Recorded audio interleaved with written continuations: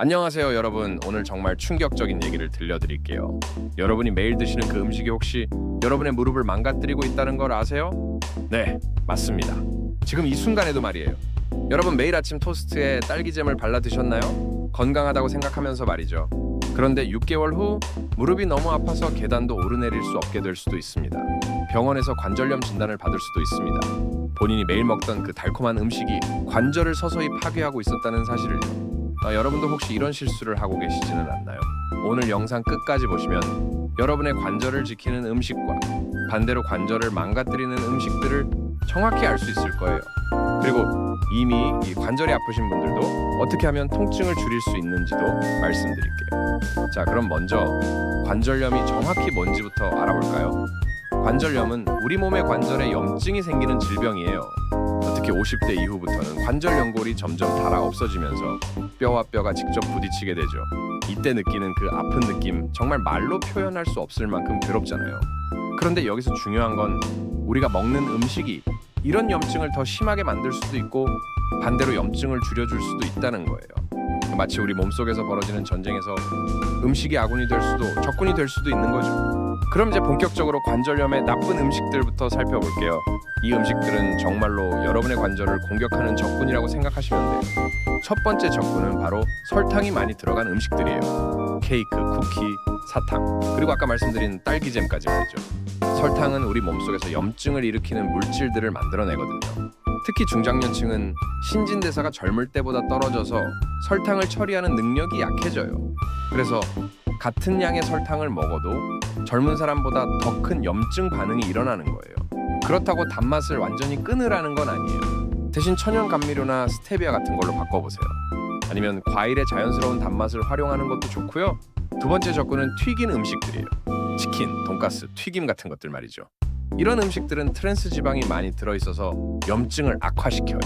특히 고온에서 오랫동안 사용한 기름으로 튀긴 음식들은 더욱 위험해요. 그런데 치킨을 아예 못 먹으라는 건 아니에요. 대신 튀기지 말고 오븐에 구우시거나 에어프라이어를 사용해보세요. 훨씬 건강하면서도 맛있게 드실 수 있어요. 세 번째 척구는 가공육이에요. 소시지, 햄, 베이컨 같은 것들이죠. 이런 음식들에는 염분과 방부제가 많이 들어있어서 염증을 일으키기 쉬워요. 그리고 포화지방도 많아서 혈액순환에도 좋지 않고요. 네 번째 적군은 흰쌀, 흰빵 같은 정제된 탄수화물이에요. 이런 음식들은 혈당을 급격하게 올려서 염증 반응을 유발해요. 중장년층은 특히 인슐린 저항성이 높아져서 이런 음식들에 더 민감하게 반응하거든요. 대신 현미나 통밀빵을 드시면 좋아요. 처음엔 맛이 좀 밋밋할 수 있지만 천천히 씹다 보면 고소한 맛이 나고 포만감도 오래 지속돼요. 다섯 번째는 과도한 술이에요. 적당한 음주는 괜찮지만 과도하면 간에서 염증 물질을 만들어내서 관절염을 악화시켜요. 특히 맥주는 퓨린이 많아서 통풍성 관절염이 있는 분들은 더욱 조심하셔야 해요. 마지막으로 과도한 염분도 피해야 할 적군이에요. 짠 음식을 많이 먹으면 체내 염증이 증가하고 혈압도 올라가죠. 특히 라면, 찌개, 김치찌개 같은 한국 음식들이 염분이 많아서 조심하셔야 해요. 자, 이제 적군들은 충분히 알아봤으니까 이번에는 우리 관절을 지켜주는 아군들을 만나볼까요? 첫 번째 아군은 바로 등푸른 생선이에요. 고등어, 꽁치, 삼치, 연어 같은 생선들에는 오메가3 지방산이 풍부해요. 이 오메가3는 강력한 항염 효과가 있어서 관절염 염증을 줄여주거든요. 그런데 여기서 중요한 팁을 드릴게요. 생선을 드실 때는 구워서 드시는 게 가장 좋아요. 기름에 튀기거나 매운 양념에 조리하면 오히려 염증을 유발할 수 있거든요. 그리고 일주일에 2~3번 정도. 손바닥 크기만큼 드시면 적당해요. 두 번째 아군은 녹색 잎채소예요. 시금치, 케일, 브로콜리, 양배추 같은 것들이죠.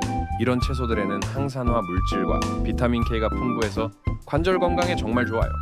특히 브로콜리는 설포라판이라는 성분이 들어있는데 이게 연골을 파괴하는 효소를 억제해준다고 해요. 그런데 브로콜리를 너무 오래 삶으면 이런 좋은 성분들이 다 파괴되니까 살짝 데치거나 쪄서 드시는 게 좋아요. 세 번째 아군은 견과류예요.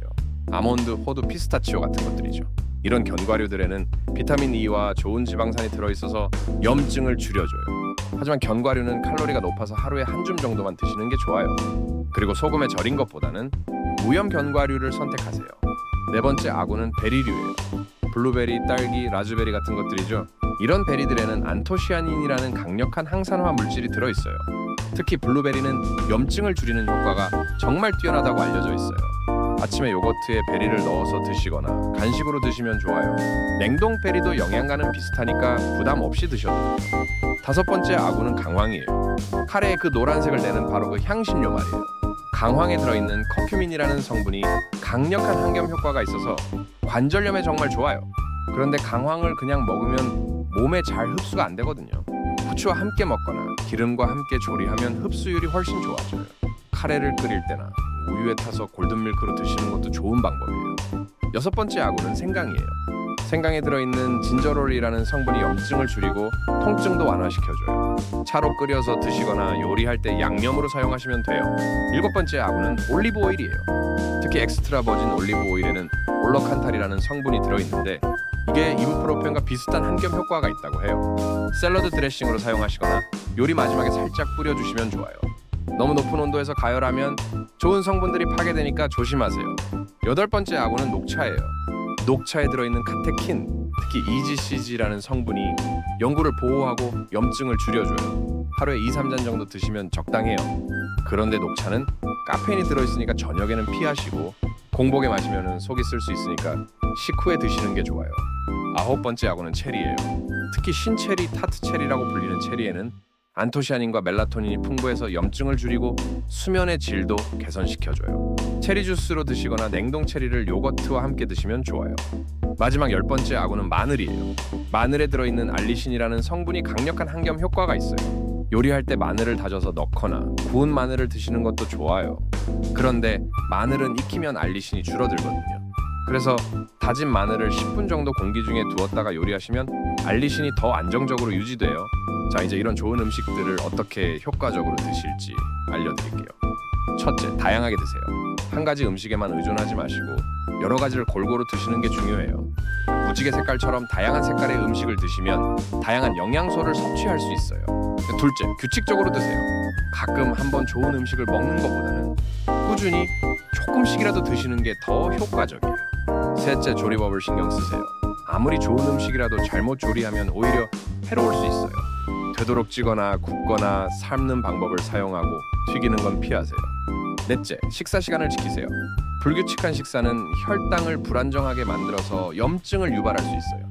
다섯째, 충분한 수분을 섭취하세요. 관절에게 주성분이 물이거든요. 하루에 8잔 정도의 물을 마시시면 관절이 더 부드럽게 움직일 수 있어요. 이제 주의사항들도 말씀드릴게요. 첫째, 갑자기 식단을 완전히 바꾸지 마세요. 몸이 적응할 시간을 주시면서 천천히 바꿔나가세요. 특히 중장년층은 소화 기능이 예전만큼 좋지 않을 수 있으니까 더욱 조심하셔야 해요. 둘째, 알레르기가 있는 음식은 피하세요. 아무리 관절에 좋다고 해도 본인에게 알레르기 반응을 일으키는 음식은 오히려 염증을 악화시킬 수 있어요. 셋째, 약물과의 상호작용을 조심하세요. 예를 들어 혈액 응고 억제제를 복용하시는 분들은 비타민 K가 많은 음식을 갑자기 많이 드시면 안 되거든요. 처방받은 약이 있으시면 의사나 약사와 상담해보세요. 넷째, 과도한 섭취는 금물이에요. 좋은 음식이라도 너무 많이 먹으면 오히려 해로울 수 있어요. 특히 지용성 비타민 같은 경우는 과다 섭취 시 부작용이 있을 수 있거든요. 다섯째, 개인차를 인정하세요. 같은 음식이라도 사람마다 반응이 다를 수 있어요. 본인의 몸 상태를 잘 관찰하시면서 맞는 음식을 찾아보세요. 마지막으로 정말 중요한 말씀을 드릴게요. 음식만으로 관절염이 완전히 치료되는 건 아니에요. 하지만 올바른 식단은 분명히 증상을 완화시키고 진행을 늦출 수 있어요. 그리고 음식과 함께 적절한 운동도 정말 중요해요. 관절이 아프다고 해서 아예 움직이지 않으면 더 악화될 수 있거든요. 수영이나 가벼운 산책 같은 운동을 꾸준히 하시는 것도 잊지 마세요. 여러분, 오늘 제가 말씀드린 내용들을 하나씩 실천해보세요. 당장 내일부터 설탕이 많이 든 음식 하나를 베리류로 바꿔보시고 튀긴 음식 대신 구운 생선을 드셔보세요. 작은 변화가 큰 건강을 만들어낼 거예요. 건강한 관절로 오래오래 활기찬 생활을 하시길 바라며 오늘 영상은 여기서 마치겠습니다. 도움이 되셨다면 좋아요와 구독 부탁드려요. 그럼 다음에 또 만나요.